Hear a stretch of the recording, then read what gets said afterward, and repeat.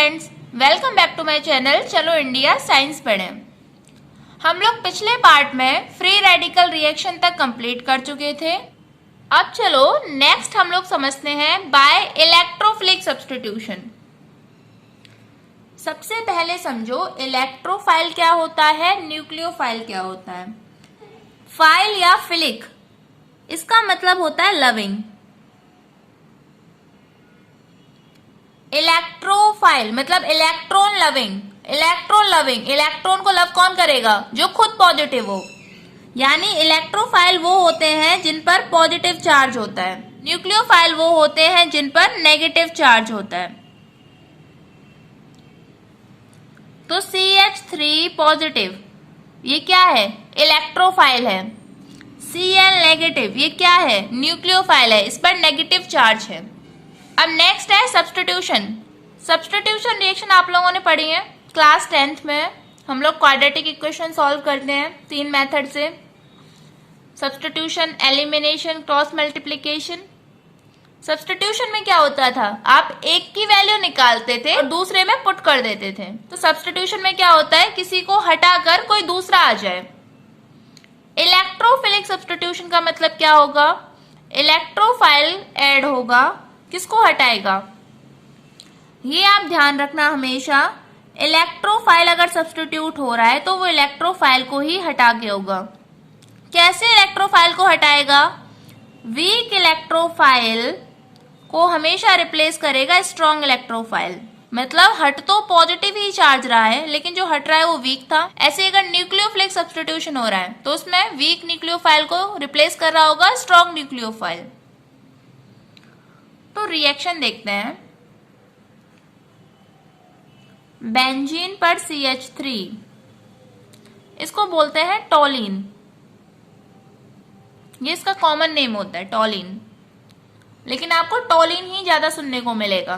Plus X2 मतलब halogen. यहाँ पर X कौन कौन? क्लोरीन के लिए भी रिएक्शन पॉसिबल है और ब्रोमीन के लिए भी पॉसिबल है। आयोडीन के लिए पॉसिबल नहीं है, वो हम पढ़ेंगे क्यों। होता क्या है इसमें, एक बार हेलोजन आता है पैरा पोजीशन पर और एक बार हेलोजन आ जाता है ऑर्थो पोजीशन पर। अबे ऑर्थो पैरा ये क्या है समझते हैं जरा। मान लो ये कोई एरोमेटिक कंपाउंड है हमारे पास, इस पर मान लो CH3 लग रहा है, तो जो कंपाउंड लग रहा है इसके रेस्पेक्ट में ऑर्थो पैरा होते हैं। मतलब एरोमेटिक कंपाउंड पर कुछ और भी लगा होना चाहिए।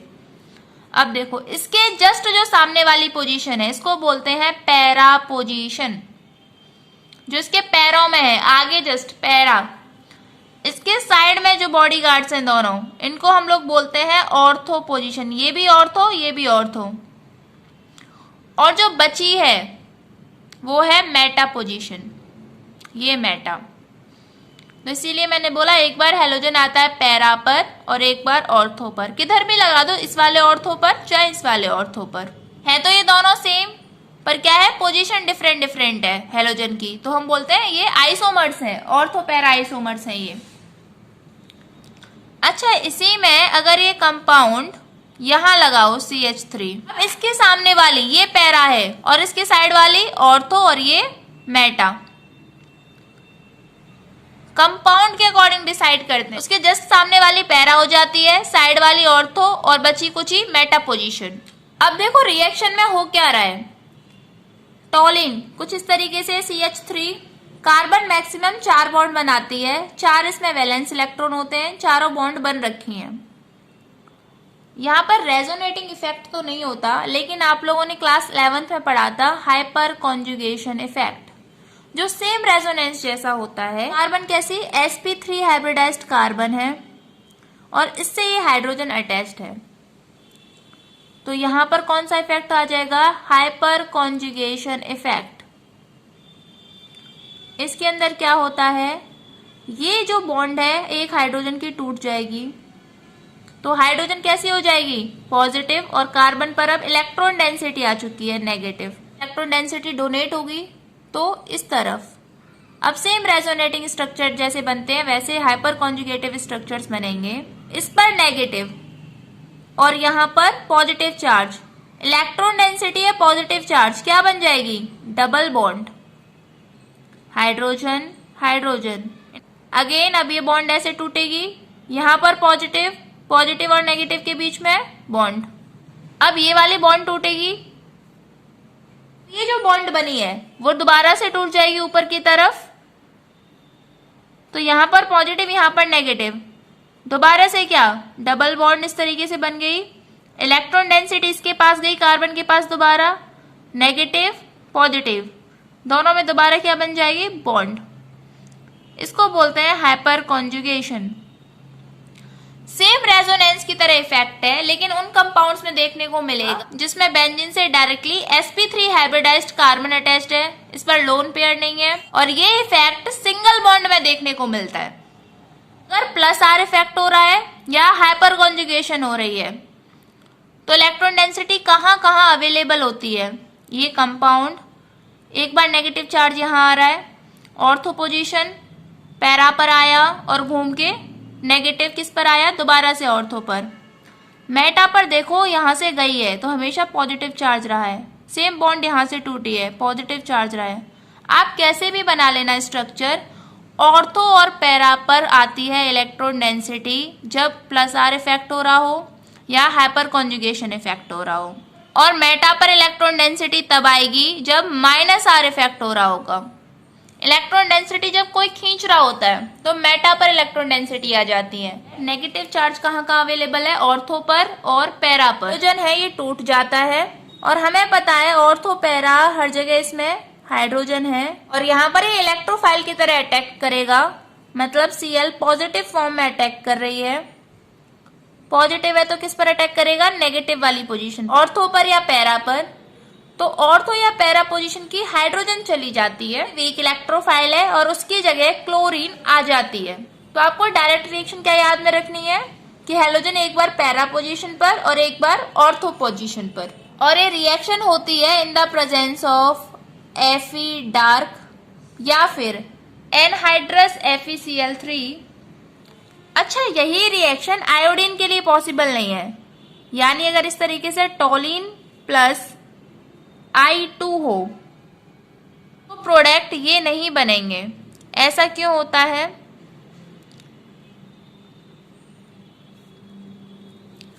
क्योंकि देखो हमें पता है पैरा पोजीशन से हाइड्रोजन गई होगी तो एक आयोडीन उसके साथ चली जाएगी, H पॉजिटिव I नेगेटिव, साथ में क्या बन जाता है? HI।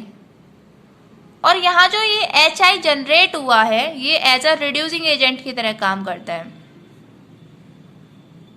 इसकी वजह से ये रिएक्शन रिवर्सिबल हो जाती है, यानी इसको अगर हम I2 के साथ में करवाएंगे डायरेक्ट तो ये इनको दोबारा से रिड्यूस करके यही बना देगा, रिवर्सिबल रिएक्शन है। तो अगर आयोडीन के साथ में ये रिएक्शन करवानी है तो हमें यहाँ पर ऑक्सीडाइजिंग एजेंट ऐड करना पड़ता है। इसमें या तो हम HNO3 नाइट्रिक एसिड ऐड कर सकते हैं या HiO4 पर आयोडिक एसिड ऐड कर सकते हैं। ये दोनों ऑक्सीडाइजिंग एजेंट होते हैं और ये HI के साथ में रिएक्ट करके इसको कन्वर्ट कर देते हैं आयोडीन में। तो अगर हमें ये रिएक्शन करवानी है तो हमें साथ में यहाँ पर HNO3 या HiO4 ऐड करने पड़ेंगे। तो चलो अब हम लोग नेक्स्ट रिएक्शन देखते हैं, सेंडमेयर रिएक्शन। सेंडमेयर रिएक्शन में हमें बेंजीन डाइजोनियम हैलाइड की जरूरत पड़ती है। तो पहले बेंजीन डाइजोनियम हैलाइड बना लेते हैं। मान लो ये है आपके पास बेंजीन और बेंजीन के ऊपर NH2 अगर लगा हो तो ये क्या बन गया? अमीन। NH2 किसका रिप्रेजेंटेशन होता है? अमीन का। और क्योंकि ये एरोमेटिक कंपाउंड है तो इसको बोलेंगे एरोमेटिक अमीन। अब ये होता है प्राइमरी एरोमेटिक अमीन। प्राइमरी कैसे? अमीन के केस में प्राइमरी, सेकेंडरी, टर्शरी डिफाइन करते वक्त हम लोग ये देखते हैं नाइट्रोजन कितनी साइड से कार्बन से अटैच है।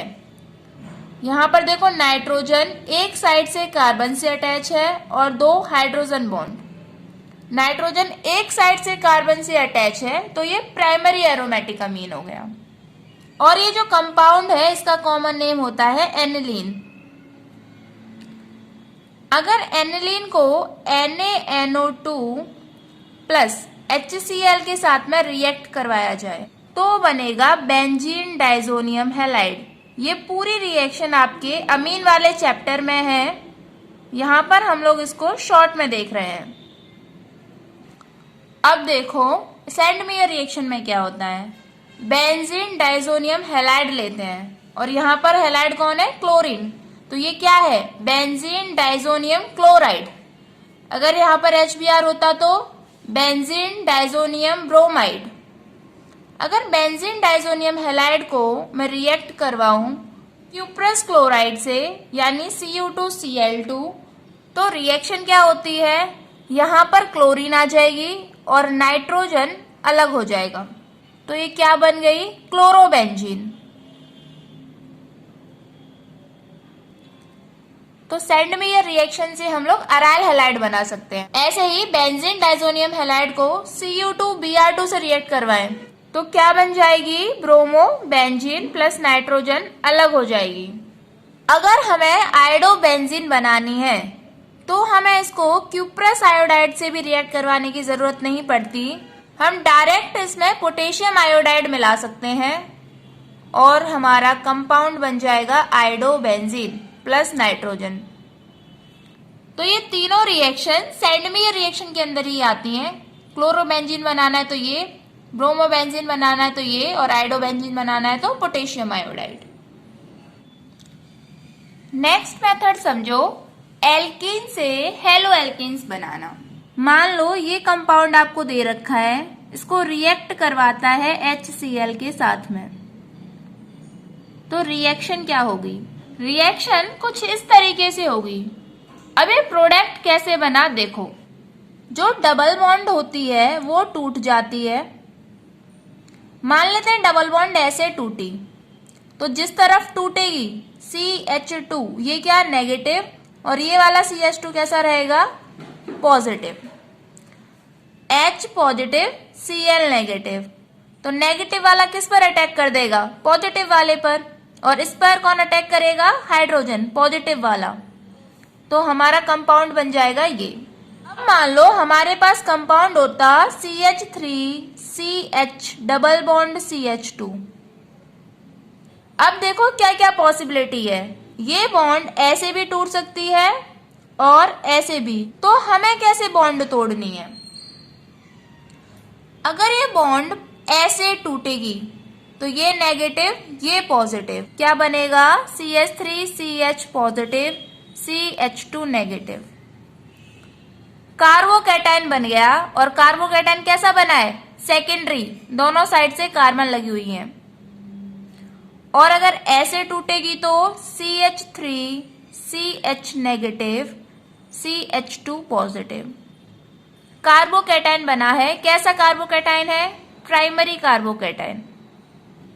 इस केस में क्लोरीन इधर आ जाएगा और इस केस में क्लोरीन इधर आ जाएगा, तो दोनों पॉसिबिलिटी है। लेकिन मेजर प्रोडक्ट कौन सा बनेगा, ज्यादा जो प्रोडक्ट बनेगा वो कौन सा बनेगा, जिसमें स्टेबिलिटी ज्यादा होगी। इसमें जो कार्बोकैटायन बना है वो सेकेंडरी है, इसका कार्बोकैटायन प्राइमरी है। कार्बोकैटायन कौन सा स्टेबल होता है, सेकेंडरी कार्बोकैटायन ज्यादा स्टेबल होता है, तो यहां से जो प्रोडक्ट बना है ये होगा मेजर प्रोडक्ट और ये वाला प्रोडक्ट बनेगा माइनर प्रोडक्ट। यानी मेजॉरिटी ऑफ द रिएक्शन ऐसे प्रोसीड करेगी। तो हमारे पास दो प्रोडक्ट बनेंगे, CH3CHCl CH3 प्लस CH3CH2CH2Cl, ये मेजर प्रोडक्ट ये माइनर प्रोडक्ट। तो रिएक्शन किस मैकेनिज्म के अकॉर्डिंग चल रही है, कार्बोकैटायन मैकेनिज्म के अकॉर्डिंग। आप इसी एडिशन को एक और तरीके से कर सकते हो, by Markovnikov rule. Markovnikov rule क्या कहता है कि हेलोजन उस कार्बन पर अटैक करेगा जहां पर लेसर नंबर ऑफ हाइड्रोजन होंगी। तो देखो डबल बॉन्ड वाली दोनों कार्बन, दोनों पर हाइड्रोजन बराबर, तो इसमें कहीं भी क्लोरीन ऐड कर दो, कोई दिक्कत नहीं है। और इस केस में दोनों कार्बन में से हाइड्रोजन कम किस पर है, इस वाली कार्बन पर, तो यहां पर क्लोरीन अटैक करेगी, वो मेजर प्रोडक्ट होगा। तो आप कैसे भी याद रख सकते हो, चाहे कार्बोकैटायन मैकेनिज्म से कर लो चाहे मार्कोनिकॉफ रूल से। मान लो आपके पास में ये कंपाउंड हो CH3CH double bond CH2 plus HBr। Addition कहाँ होगा? जहां पर लेसर नंबर ऑफ हाइड्रोजन है, CH3CHBr CH3, ये मेजर प्रोडक्ट बनेगा। लेकिन इसमें भी एक स्पेशल केस है जहां पर एंटी मार्कोनिकॉफ रूल लगेगा। मान लो यही कंपाउंड इसमें HBr रिएक्ट कर रही है और साथ में आपको परऑक्साइड दे दे, तो रिएक्शन प्रोसीड करेगी bye anti Markovnikov rule. Markovnikov क्या बोलता है कि जिस पर लेसर नंबर ऑफ हाइड्रोजन है वहां पर हैलोजन अटैक करेगा। तो एंटी मार्कोनिकॉफ क्या कहता होगा? जिस पर ज्यादा हाइड्रोजन है उस पर अटैक करेगा। तो आपकी बार मेजर प्रोडक्ट ये बनेगा CH2CH2Br। हाइड्रोजन इस पर ज्यादा थी तो ब्रोमीन इस पर अटैक करेगी। ये रूल आपको तभी लगाना है जब HBr के साथ में परऑक्साइड दे रखी हो। HCl है और परऑक्साइड दे रखी है तो कोई इफेक्ट नहीं होगा। HBr के साथ में परऑक्साइड हो तो आपको एंटी मार्कोनिकॉफ रूल लगाना है। ऐसा ही एक एग्जाम्पल आपकी एनसीईआरटी में पूछा भी है, तो ये आपको ध्यान रखना है। इस रिएक्शन का मैकेनिज्म हम लोग डिस्कस नहीं कर रहे हैं क्योंकि हमारे सिलेबस में है नहीं। वैसे इसका मैकेनिज्म होता है फ्री रेडिकल मैकेनिज्म। एक और रिएक्शन देखो, CH2 double bond CH2 plus CCl4 carbon tetrachloride plus Br2। इस रिएक्शन में एक बार ब्रोमीन ऐड होगी इस वाली कार्बन पर और एक बार ब्रोमीन होगी इस पर अटैच, यानी दोनों ही कार्बन्स पर हैलोजन आता है। ये किसके कारण हो रहा है? Due to the presence of CCl4। और ये जो ब्रोमाइड बनी है इसको बोल देते हैं विसिनल हैलाइड। यहाँ पर बनी है विसिनल डाइब्रोमाइड। अगर दो एडजेसेंट कार्बन है और उन पर हैलोजन है तो उसको बोलते हैं विसिनल हैलाइड। और एक कार्बन हो उस पर ही दो हैलोजन लग रही हो तो उसको बोलते हैं जेमाइनल डाइहैलाइड। इस रिएक्शन को डबल बॉन्ड डिटेक्ट करने के लिए यूज किया जाता है। कैसे इसमें डिटेक्शन होता है? ब्रोमीन होती है रेडिश ब्राउन कलर की। जब ब्रोमीन किसी डबल बॉन्ड वाले कंपाउंड पर अटैक करती है तो एडिशन कैसा हो जाता है? Vicinal halide in the presence of CCl4 और यहां से ये रेडिश ब्राउन कलर डिस्चार्ज हो जाता है। तो अगर किसी कंपाउंड से रिएक्ट करने के बाद में रेडिश ब्राउन कलर डिस्चार्ज हो रहा है, इसका मतलब वहां पर डबल बॉन्ड थी और Br2 अलग होकर के दोनों कार्बन्स पर लग गई होगी, तो रेडिश ब्राउन कलर डिस्चार्ज हो गया। तो अब हम लोग लास्ट मेथड ऑफ प्रिपरेशन पढ़ते हैं, हैलोजन एक्सचेंज मेथड। क्या समझ में आ रहा है नाम से? इसमें हैलोजन का एक्सचेंज होता होगा। तो इसमें दो रिएक्शन आती हैं, एक फिंकलिस्टीन रिएक्शन और एक स्वार्ट्ज रिएक्शन। फिंकलिस्टीन रिएक्शन होती है एल्काइल आयोडाइड्स बनाने के लिए। देखो हमारे पास ये एल्काइल हैलाइड है, इसमें क्या है? क्लोरीन। इसको हम लोग रिएक्ट करवाते हैं सोडियम आयोडाइड के साथ में in the presence of dry acetone. तो रिएक्शन क्या होती है? CH3CH2 पॉजिटिव, बॉन्ड टूटेगी Cl negative, Na positive, I negative. Chlorine को कौन रिप्लेस कर देता है? आयोडीन। तो इसमें एल्काइल आयोडाइड्स बन जाती हैं प्लस NaCl। स्वार्ट्ज रिएक्शन जो होती है वो यूज की जाती है एल्काइल फ्लोराइड्स बनाने के लिए।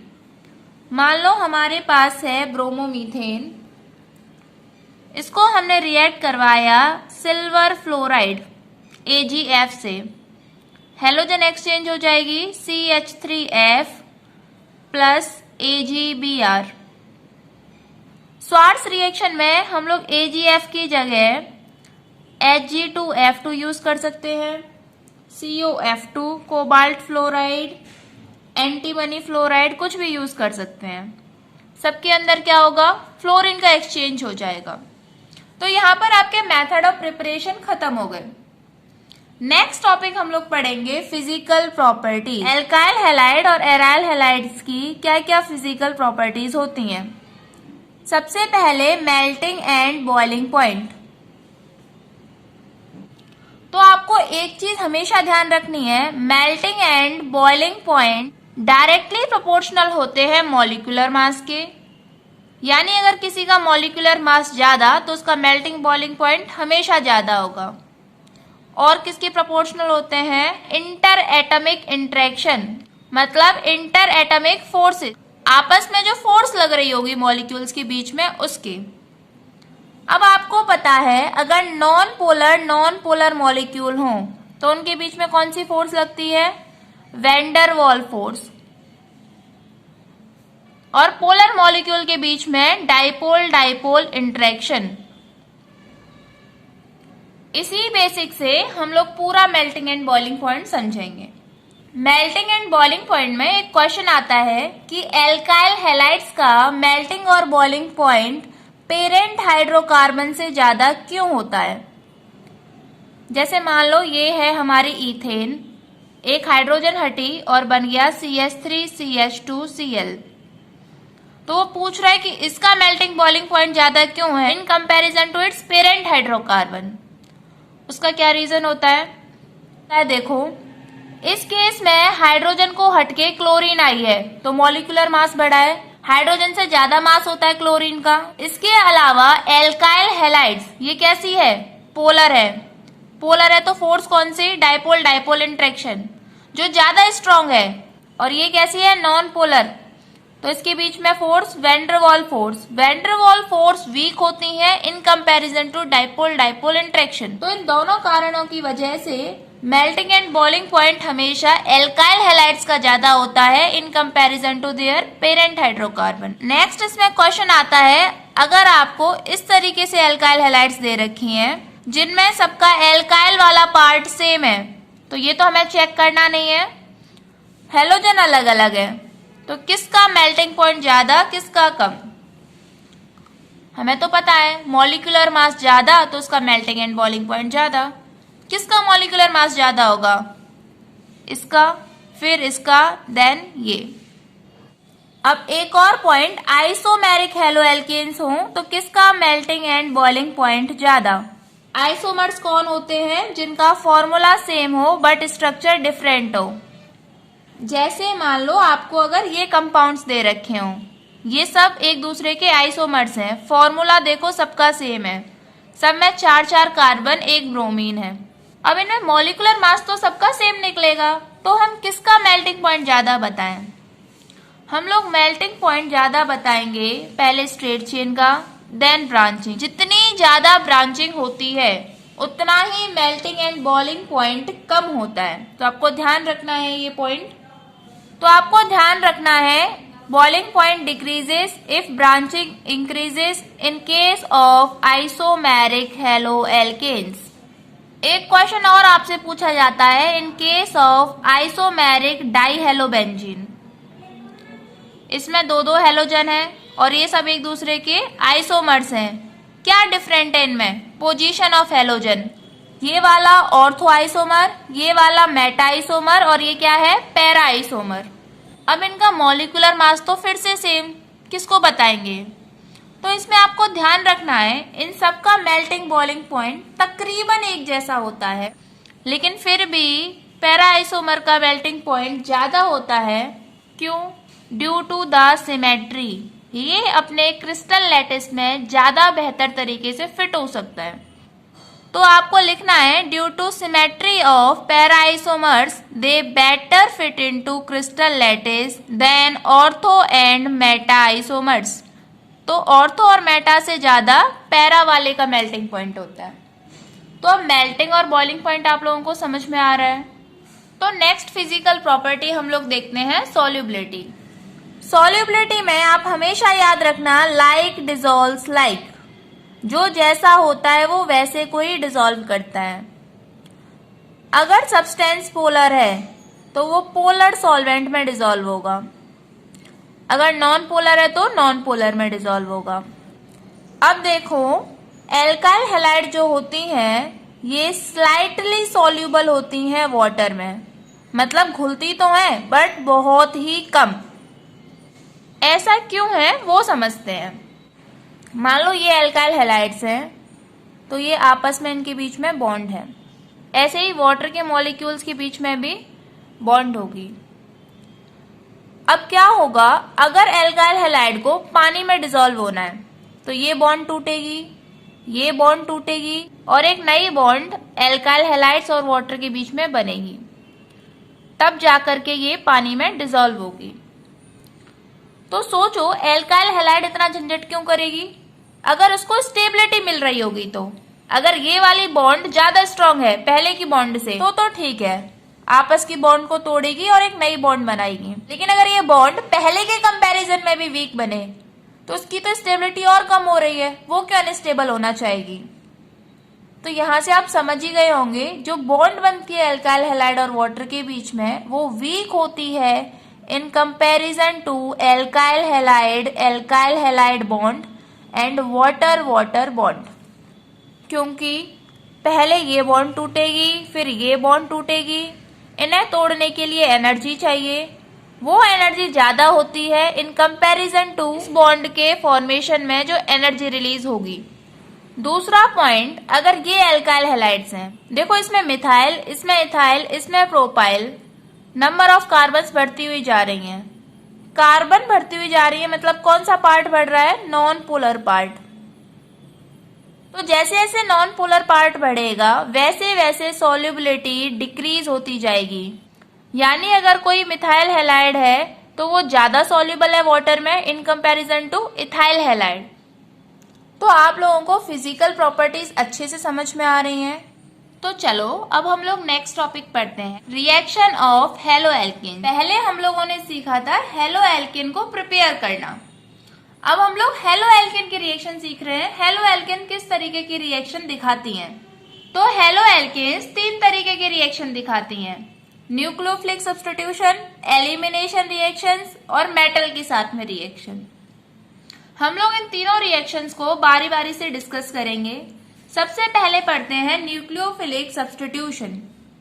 आप लोगों को अब पता है न्यूक्लियोफिलिक सब्स्टिट्यूशन, न्यूक्लियोफाइल कौन होते हैं, जिन पर नेगेटिव चार्ज हो। सब्स्टिट्यूशन मतलब वीक न्यूक्लियोफाइल को कौन रिप्लेस कर रहा होगा, स्ट्रॉन्ग न्यूक्लियोफाइल।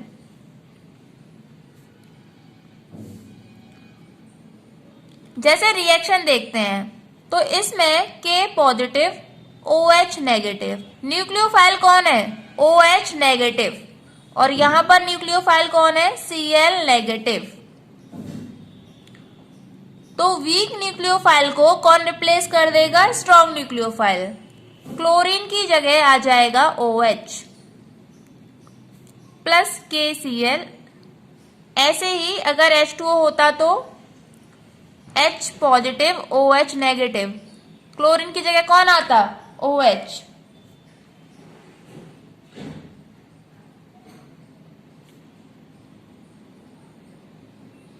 ऐसे ही मान लो KCN अगर हो तो K positive Cn negative, chlorine की जगह कौन आ जाएगा, साइनाइड। लेकिन अगर यही रिएक्शन AgCN के साथ में हो तो प्रोडक्ट में साइनाइड न बन करके आइसोसाइनाइड बनती हैं।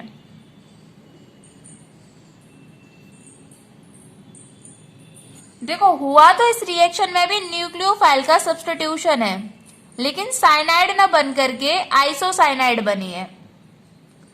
इसका रीजन आप लोगों से पूछा जाता है, तो इसका रीजन है कि जो KCN होती है ये होता है आयनिक कंपाउंड।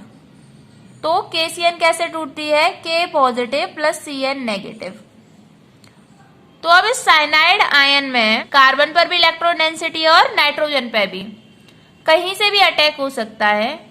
यानी आपका ये जो एल्काइल हैलाइड था रिएक्शन ऐसे भी प्रोसीड कर सकती है और इस पर नाइट्रोजन भी अटैक कर सकता है। लेकिन साइनाइड फॉर्मेशन ही क्यों होती है, क्योंकि इसमें कार्बन कार्बन बॉन्ड बनेगी और इसमें कार्बन एल्काइल की और इसकी नाइट्रोजन। तो कार्बन कार्बन बॉन्ड ज्यादा स्ट्रांग होती है देन कार्बन नाइट्रोजन बॉन्ड। तो इसकी वजह से यहाँ क्या बन जाता है, साइनाइड। AgCN के साथ में आइसोसाइनाइड क्यों बनता है, क्योंकि AgCN कोवलेंट कंपाउंड है। तो इसमें जो ये साइनाइड वाला पार्ट है इसमें इलेक्ट्रॉन डेंसिटी सिर्फ नाइट्रोजन के पास में है। कैसे, नाइट्रोजन के पास में अपने लोन पेयर है उसकी वजह से।